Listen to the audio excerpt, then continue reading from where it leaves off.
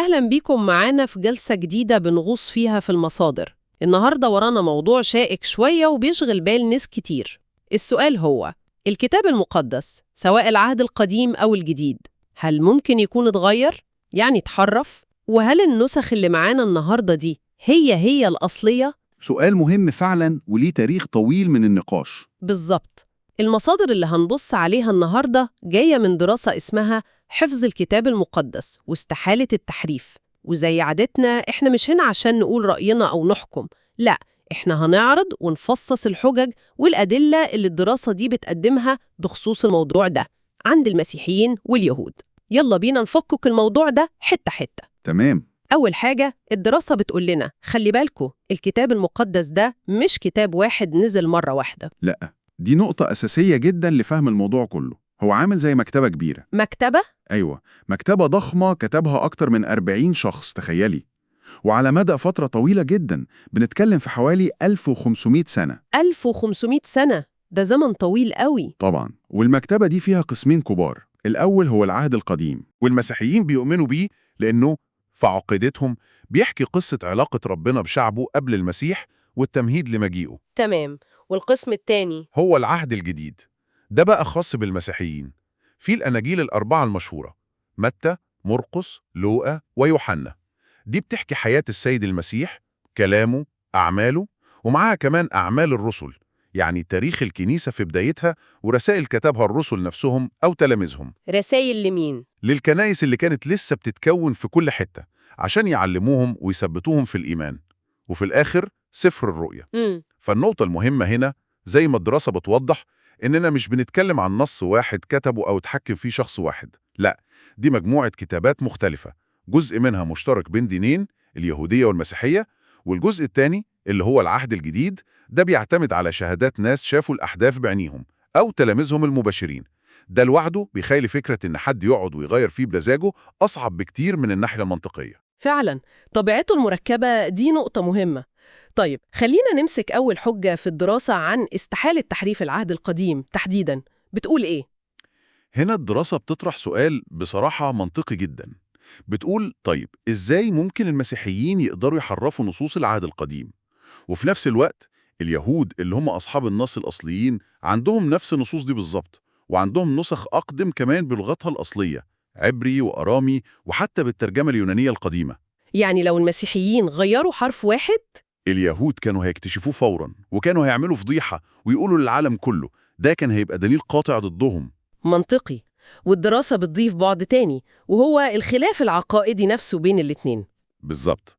تاريخياً العلاقة بينهم ما كانتش سهلة، خصوصاً زمان. اليهود مش بيعترفوا بالمسيح كالمسيح المنتظر، وبيعتبروا إن المسيحية خرجت عن أساسيات دينهم. والمسيحيين العكس تماماً، بيشوفوا المسيح هو تحقيق كل نبوات العهد القديم وهو محور كل حاجة. أيوة، فالتحليل بتاع الدراسة هنا بيقول إزاي فئتين بينهم كل الخلاف العميق ده، تاريخي وعقائدي، حوالين تفسير النص ده بالذات وشخصية المسيح فيه، إزاي ممكن يتفقوا مع بعض في السر عشان يغيروا النص اللي هو أصلاً سبب خناقتهم. ده يبان مستحيل عقلياً وتاريخياً. مفيش مصلحة مشتركة يعني؟ بالعكس، مصلحة كل طرف إنه يحافظ على نسخته زي ما هي بالظبط عشان يثبت إن هو اللي صح والتاني غلط. ففكرة التواطؤ دي تبدو غير منطقية خالص للدراسة. تمام، الحجة دي واضحة بالنسبة للعهد القديم. طيب نخش على العهد الجديد، ده بقى خاص بالمسيحيين لوحدهم. هل ممكن هنا حصل تغيير بعد المسيح؟ ده السؤال التاني المهم، والدراسة بتتناوله بالتفصيل. الرد الأساسي هو إن العهد الجديد هو كمان ما كانش تحت إيد شخص واحد أو جهة مركزية تقدر تلعب فيه. لا، من أول أيام المسيحية، يمكن نص القرن الأول الميلادي، نسخ الأناجيل والرسائل دي انتشرت بسرعة رهيبة في أماكن بعيدة عن بعض. زي فين مثلا؟ يعني بنتكلم عن كنايس ومجتمعات مسيحية في أورشليم طبعاً، وفي أنطاكية بسونيا، وفي اسكندرية هنا في مصر اللي كانت مركز ثقافي كبير وقتها، وفي مدن آسيا الصغرى اللي هي تركيا دلوقتي، وفي روما نفسها عاصمة الإمبراطورية، وفي اليونان. يعني ما كانش فيه مركز رئيسي واحد مع النسخة الوحيدة؟ لا خالص. الدراسة بتدي تشبيه عشان توضح الفكرة. بتقول تخيلي لو عندك ورقة امتحان مهمة ووزعت منها 1000 نسخة على طلبة في محافظات مصر كلها في نفس الوقت. هل ممكن حد يروح يغير سؤال أو إجابة في نسخة واحدة في أسوان مثلا من غير ما ال 999 نسخة التانية في القاهرة واسكندرية وطنطا يكشفوه؟ صعب جدا طبعا، مستحيل تقريبا. هو ده نفس المنطق. الانتشار الجغرافي ده في وقت مبكر جدا بيخلي فكرة التغيير المنظم مستحيلة عمليا. أي تغيير كان هيحصل في منطقة كان هيصطدم بالنسخ التانية في المناطق المختلفة. وفي نقطة تانية الدراسة بتركز عليها وهي الزمن، إن العهد الجديد اتكتب والشهود لسه عايشين. بالظبط، دي نقطة قوية جدا. الأناجيل والرسائل اتكتبت في القرن الأول الميلادي، يعني الناس اللي كتبوا زي متى ويوحنا اللي كانوا تلاميذ مبشرين، أو مرقس ولوقا اللي كانوا تلاميذ للتلاميذ، ما كانوش بيكتبوا عن حاجة حصلت من 500 سنة. لا، دول كانوا بيكتبوا والناس اللي شافت المسيح بعينيها وسمعته بودانها لسه موجودة في المجتمع، يقدروا يقولوا أيوة ده حصل أو لا الكلام ده مش دقيق. يعني زي رقابة مجتمعية طبيعية؟ ممكن نقول كده. الدراسة بتشوف إن ده كان عامل حماية قوي. أي محاولة تزوير أو اختراع كانت هتتكشف وتترفض من المجتمع المسيحي الأول نفسه. ده غير كمان عامل مهم قوي في العصر ده، الحفظ الشفوي. إن الناس كانت بتحفظ الكلام المهم. جدا، دي كانت ثقافتهم. طبيعي تلاقي ناس حافظة أجزاء كبيرة من النصوص المهمة عن ظهر قلب. آلاف المسيحيين الأوائل كانوا حافظين أقوال المسيح وقصص الأناجيل ورسائل الرسل. دي كانت زي ذاكرة جماعية حية بتحافظ على النص. كتبها متى أو بولس، طالما مش موجودة يبقى ممكن نشك. الدراسة بتتعامل مع الاعتراض ده وبتقول بصراحة ده طلب مش واقعي لأي كتاب قديم في الدنيا، مش بس كتاب المقدس. يعني مفيش نسخة بخط إيد أفلاطون لكتاب الجمهورية، ولا نسخة بخط أرسطو، ولا هوميروس للإلياذة من أوديسا. كلها أعمال بنعرفها من نسخ اتكتبت بعد الأصل بكتير، ساعات بقرون. وإيه اللي بيخلي العلماء يقبلوا النسخ دي؟ بيقبلوها لو في شروط معينة، أهمها إن عدد النسخ المكتشفة يكون كبير وتكون قريبة من زمن الأصل قدر الإمكان، والأهم إنها تكون متطابقة مع بعض بشكل كبير. ده بيديهم ثقة إنهم يقدروا يعيدوا بناء النص الأصلي بدقة عالية. طب وإيه وضع الكتاب المقدس في الحتة دي بقى؟ هنا بقى الدراسة بتقدم معلومة بصراحة مدهشة.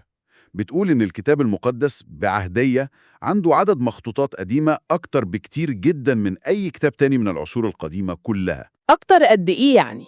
بنتكلم عن العهد الجديد لوحده، في أكتر من 5800 مخطوطة باللغة اليونانية الأصلية. 5800. يا خبر، ده رقم ضخم قوي. ضخم جدا. وبعض المخطوطات دي بيرجع تاريخها لآخر القرن الأول أو أول القرن الثاني الميلادي، يعني يدوب بعد كام سنة من كتابة الأصل. ده غير آلاف المخطوطات التانية بلغات قديمة مهمة كانت المسيحية انتشرت فيها، زي القبطي هنا في مصر والسورياني واللاتيني والأرمني وغيرها كتير. 5800 يوناني بس، ده مقارنة بكتب تاريخية قديمة تانية زي هيرودوت أو تاسيتس يبقى عامل إزاي؟ مفيش مقارنة تقريبا. كتب زي دي ممكن تلاقي ليها عشرات المخطوطات بالكتير، وأقدم نسخة ممكن تكون بعد الأصل ب700 أو 800 سنة. فالدراسة بتتساءل إزاي بنقبل النصوص دي وبنيجي عند الكتاب المقدس اللي عنده كل الأدلة دي ونشكك فيه أكتر؟ سؤال منطقي فعلا. طب الأهم من العدد، هل المخطوطات دي زي بعض متطابقة؟ بدرجة تطابق مذهلة حسب كلام الدراسة. طبعاً طبيعي جداً تلاقي اختلافات بسيطة بين النسخ. ده بيحصل في أي كتاب اتنسخ بالإيد آلاف المرات قبل الطباعة. اختلافات زي إيه يعني؟ أغلبها حاجات بسيطة جداً ومش مقصودة، زي مثلاً غلطة في حرف إملائي ناسخ كتب حرف مكان حرف، أو ترتيب كلمتين في الجملة اختلف بس المعنى هو هو، أو ساعات الناسخ كان بيضيف كلمة صغيرة للشرح على الهامش وناسخ بعده افتكرها جزء من النص فدخلها. لكن هل الاختلافات دي بتغير المعنى الأساسي للعقيدة أو التعليم؟ الدراسة بتأكد إن نسبة الاختلافات اللي ممكن يكون ليها تأثير على المعنى قليلة جداً جداً، يعني أقل من 1% حسب تقديرات بتشير ليها الدراسة. وحتى الاختلافات القليلة دي، العلماء المتخصصين في النقد النصي اللي بيدرسوا المخطوطات دي بالتفصيل بيقدروا يقارنوا بين آلاف النسخ ويحددوا إيه الأقرب للأصل بناء على المخطوطات الأقدم والأكثر انتشاراً والأفضل في النسخ. يعني جوهر النص نفسه محفوظ؟ بالظبط. جوهر النص ومضمونه وتعليمه الأساسية محفوظة بدرجة دقة عالية جداً عبر آلاف النسخ دي كلها. ده بيودينا لنقطة تانية لطيفة أثارتها الدراسة، وهي معنى كلمة تحريف نفسها. هل دايما كان معناها تغيير الكلام المكتوب؟ دي حتة تحليلية مهمة في الدراسة. بتلفت نظرنا إن كلمة تحريف زمان وحتى في سياقات دينية ما كانش لازم معناها تغيير الكلمة نفسها اللي هو التحريف النصي. لا، ساعات كتير كان المقصود بيها تحريف المعنى أو تحريف التفسير، يعني تاخد النص زي ما هو بس تفسره غلط أو تلوي معناه عشان يخدم فكرة معينة أو مصلحة خاصة. زي ما بيحصل في تفسير أي نص كبير، ممكن حد يفسره على مزاجه. تماماً. التفسير البشري ممكن يتأثر بأهواء وآراء. الدراسة بتقول إن النوع ده من التحريف اللي هو تحريف المعنى أو التأويل ده حصل وبيحصل، لكنه مختلف تماماً عن فكرة إن حد مسك القلم وشطب كلمة وكتب كلمة تانية. والمشكلة إن ممكن يكون حصل خلط بين المفهومين مع الوقت. وارد جداً إن الاتهام بتحريف المعنى اتطور عند البعض وبقى اتهام بتحريف النص نفسه. طب إيه الدليل اللي بتقدمه الدراسة على إن التحريف النصي ده ما حصلش، خصوصاً في العهد القديم؟ هنا الدراسة بترجع للأدلة الأثرية المادية. أهم دليل هو اكتشاف مخطوطات قمران اللي هي مخطوطات البحر الميت المشهورة. دي اكتشفت في الأربعينيات والخمسينيات من القرن العشرين. سمعت عنها. دي قديمة قوي مش كده؟ قديمة جدا، بترجع للفترة بين القرن الثالث قبل الميلاد والقرن الأول الميلادي، ولقوا فيها أجزاء كبيرة جدا من كل أسفار العهد القديم تقريبا باللغة العبرية. والمفاجأة كانت إيه؟ المفاجأة حسب الدراسة كانت إنه لما قارنوا النصوص دي بالنصوص العبرية للعهد القديم اللي كانت موجودة وقتها واللي بنستخدمها النهاردة، لقوها متطابقة بشكل مذهل. بجد؟ أيوة، الفروقات كانت بسيطة جدا جدا، معظمها اختلافات إملائية بسيطة ما بتأثرش على المعنى خالص. الدراسة بتعتبر ده دليل مادي قوي جدا على إن نص العهد القديم اتنقل بأمانة ودقة عالية عبر آلاف السنين، وده بيضاعف قوي حجة إن النص نفسه اتغير بشكل كبير. طيب، نرجع تاني للعهد الجديد. اتكلمنا عن انتشاره وصعوبة تغييره. هل الدراسة اتكلمت عن إزاي تم اختيار الكتب اللي دخلت فيه؟ يعني ليه الأناجيل الأربعة دي بالذات؟ مش يمكن كان في كتب تانية اترفضت ظلم؟ أيوة طبعا، الدراسة بتتناول النقطة دي كويس تحت عنوان قانونية الأسفار. بتشرح إنه بعد عصر الرسل الأوائل، يعني في القرن الثاني والثالث الميلادي، مع انتشار المسيحية بدأت تظهر كتابات تانية، كتابات بتقول إنها أناجيل أو رؤى أو أعمال رسل، بس كانت بتقدم أفكار وتعاليم مختلفة خالص عن اللي الكنيسة الأولى استلمتها. زي إيه مثلاً؟ سمعنا عن أناجيل غريبة كده. بالظبط، زي إنجيل توما، إنجيل يهوذا، إنجيل مريم المجدلية وغيرها. الدراسة بتقول إن الكتابات دي اللي العلماء بيسموها أبوكريفة أو ساعات غنوصية كانت غالباً بتحمل أفكار فلسفية أو أسطورية بعيدة عن جوهر المسيحية التاريخية اللي استلمتها الكنائس من الرسل. طب والكنيسة وقتها عملت إيه؟ سابت الأمور كده؟ لا طبعاً، هنا بقى حصلت عملية مهمة اسمها تحديد القانونية. الدراسة بتوضح إن الكنيسة ممثلة في قاداتها في المناطق المختلفة الأساقفة، وعن طريق المجامع الكنسية بدأت عملية فلترة وتدقيق. ما كانش الموضوع تصويت على اللي عاجبهم واللي مش عاجبهم. لا، كان في معايير؟ أيضا كان في معايير واضحة جدا عشان يحددوا إيه الكتب اللي فعلا تعتبر قانونية، يعني موحى بيها ومعترف بيها وليها السلطان الإلهي. أولا، الأصل الرسولي. هل الكتاب ده كتبه رسول بنفسه أو تلميذ مباشر لرسول وكان شاهد عيان؟ دي أهم نقطة. ثانياً، الانتشار والقبول العام. هل الكتاب ده كان مقبول ومعروف ومعترف بيه في أغلب الكنائس الكبيرة والقديمة في العالم كله وقتها، زي كنيسة أورشليم وأنطاكيا وروما واسكندرية وإفسس؟ ولا كان كتاب محلي ومحدش سمع عنه؟ ثالثاً، توافق المحتوى. هل التعليم اللي في الكتاب ده ماشي مع التعليم الأساسي اللي الكنيسة استلمته من المسيح والرسل واللي موجود في باقي الكتب المعترف بيها؟ هل بيتعارض مع العهد القديم مثلاً؟ يعني كانت عملية بحث وتدقيق وتأكد، مش قرار إداري وخلاص؟ بالظبط، الدراسة بتصورها كعملية خدت وقت ومجهود، واعتمدت على التحقق من أصالة الكتب دي وتوافقها مع التقليد اللي الكنيسة استلمته وحافظت عليه. الكتب اللي عدت من الفلتر ده هي اللي شكلت العهد الجديد اللي في ايدينا النهاردة، ال27 سفر المعروفين. والكتب التانية اترفضت باعتبارها غير قانونية أو أبوكريفة، يعني كتب مشكوك في أصالتها أو تعليمها مختلفة عن إيمان الكنيسة الجامعة. طيب، ده يفسر العهد الجديد، بس لسه في حتة بتلخبط ناس كتير. ليه عدد كتب العهد القديم مختلف بين الطوائف؟ يعني الكاثوليك والأرثوذكس عندهم كتب زيادة شوية عن البروتستانت، مش ده دليل إن في تغيير أو اختلاف حصل؟ الدراسة بتوضح النقطة دي برضه، وبتقول إن سبب الاختلاف ده مش تحريف بالمعنى اللي بنقصده، لكنه بيرجع لخلاف تاريخي حوالين النسخة اللي اعتمدوا عليها زمان للعهد القديم. إزاي يعني؟ القصة باختصار كده، زمان قوي قبل المسيحية وبعدها كان في ترجمة يونانية مشهورة جدا للعهد القديم العبري اسمها الترجمة السبعينية. دي كانت منتشرة قوي، والمسيحيين الأوائل كتير منهم كانوا بيستخدموها لأنهم كانوا بيتكلموا يوناني. الترجمة السبعينية دي كانت بتضم كام كتاب زيادة ما كانوش موجودين في النسخة العبرية اللي كانت منتشرة عند اليهود في فلسطين وقتها، أو كان في نقاش حواليهم. تمام، وبعدين؟ الكنيسة الأولى خصوصاً في الغرب يعني الكاثوليك وفي الشرق يعني الأرثوذكس اعتمدوا بشكل كبير على الترجمة السبعينية دي كمصدر للعهد القديم، وبالتالي قبلوا الكتب الزيادة دي كجزء من الكتاب المقدس، بيسموها الأسفار القانونية التانية. والبروتستانت؟ لما جه عصر الإصلاح البروتستانتي في القرن ال16، قادة الإصلاح زي مارتن لوثر وغيره قرروا يرجعوا للمصدر الأقدم اللي هو النص العبري الأصلي اللي بيستخدمه اليهود. ولما لقوا إن الكتب دي مش موجودة في النص العبري، قالوا يبقى دي كتب تاريخية مفيدة، لكنها مش موحى بيها بنفس درجة باقي الأسفار، فرفضوها من القانون بتاعهم. يعني الخلاف أصله لغوي وتاريخي أكتر منه عقائدي، سببه الاعتماد على مصدر مختلف يوناني ولا عبري؟ ده بالظبط اللي الدراسة بتوصل له، بتقول إن الخلاف ده مع أهميته التاريخية مش بيمس جوهر العقيدة المسيحية المشتركة بين كل الطوائف دي.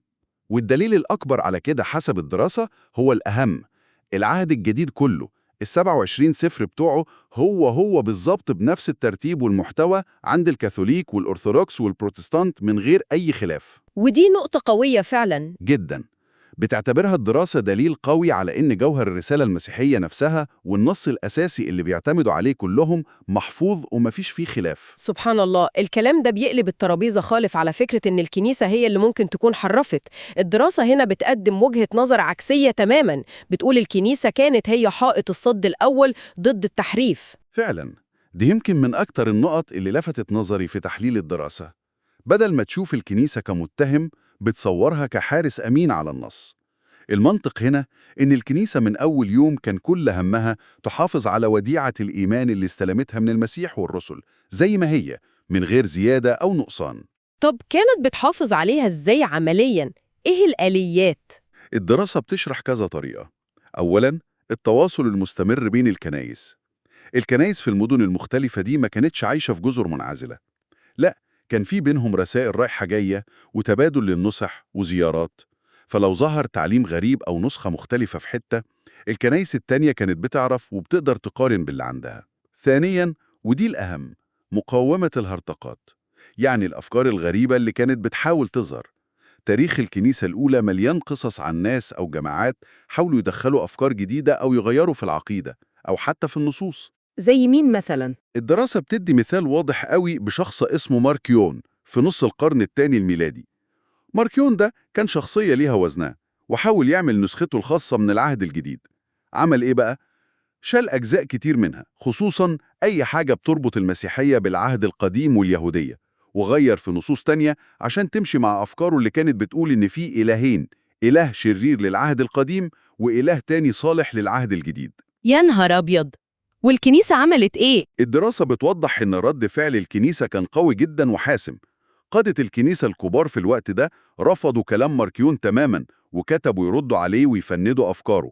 والأهم من كده إنهم أكدوا على صحة وقانونية كل الأسفار اللي هو حاول يشيلها أو يغيرها، لدرجة إن في مؤرخين بيقولوا إن التحدي بتاع ماركيون ده هو اللي خلى الكنيسة تسرع في عملية الإعلان الرسمي والواضح عن قائمة أسفار العهد الجديد القانونية، عشان تقفل الباب قدام أي حد يحاول يلعب فيها تاني. يعني بدل ما الكنيسة تكون بتختار وتحذف على مزاجها، هي كانت بتدافع عن النصوص اللي معاها ضد أي محاولات تغيير خارجية. بالظبط.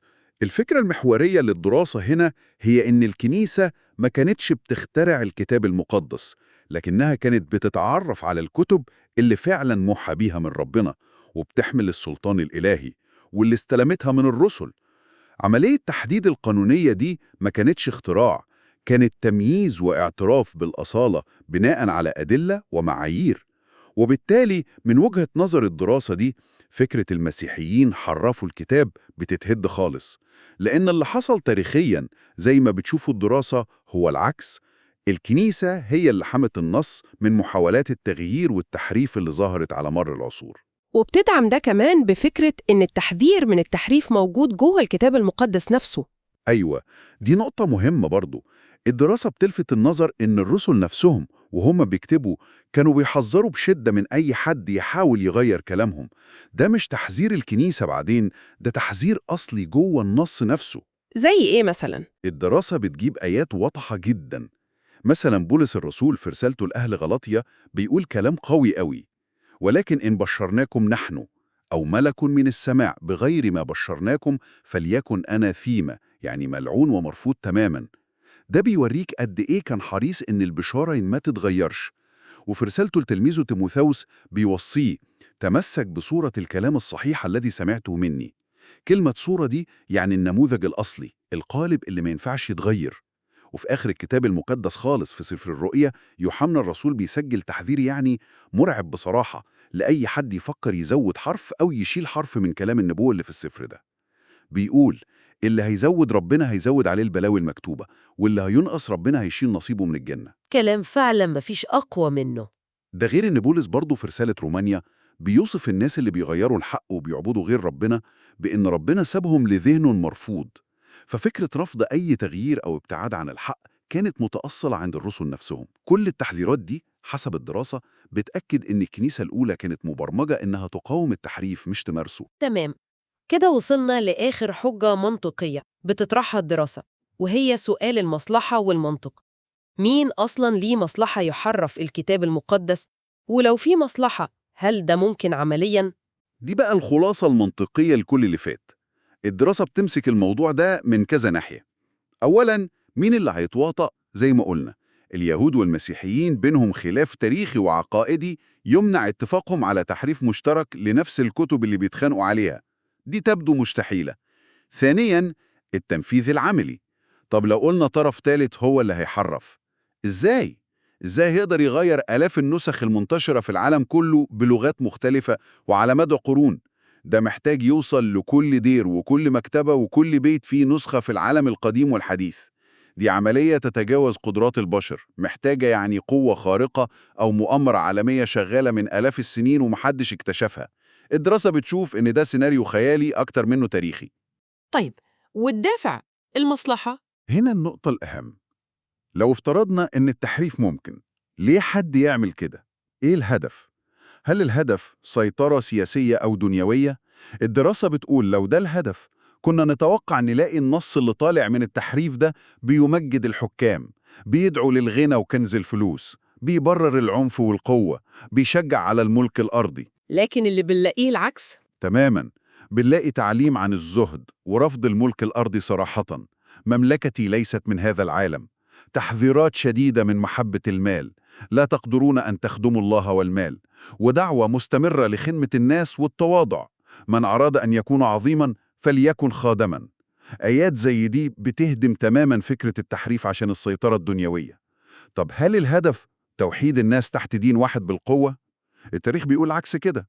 بنلاقي صراعات وتمسك كل واحد بنصه وعقيدته ورفض أي تغيير.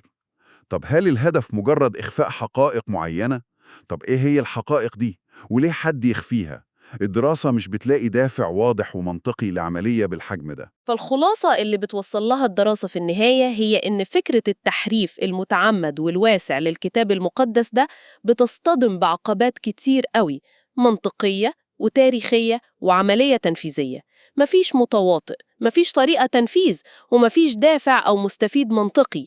وفوق كل ده طبيعة النص نفسه بتعلمه الأخلاقية والروحية اللي بتركز على المحبة والتضحية ونبذ الطمع، بتتعارض أصلاً مع فكرة إن حد يتلاعب بيه عشان يحقق مكاسب دنيوية. إذن رحلتنا في تحليل حجج الدراسة دي خلصت.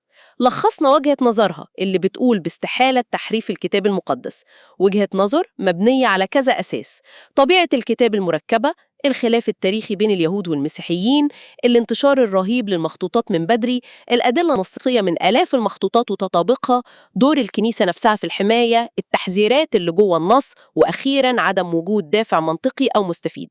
ويفضل السؤال الأخير اللي الدراسة دي بتسيبه لينا نفكر فيه، سؤال مبني على كل اللي اتقال ده. لو افترضنا عكس كل الحجج دي إن الكتاب المقدس ده فعلا نتيجة تحريف، يبقى ده أي نوع غريب من التحريف اللي يطلع لنا في الآخر نص بيدعو للمحبة حتى للأعداء، والتسامح وخدمة الفقير، ورفض الطمع والسلطة، وبيحذر بشدة من تغيير كلمة واحدة فيه. إزاي نص يقال إنه اتحرف عشان السيطرة ينتهي به الحال وهو بيهدم أسس السيطرة الدنيوية والمكاسب المادية نفسها؟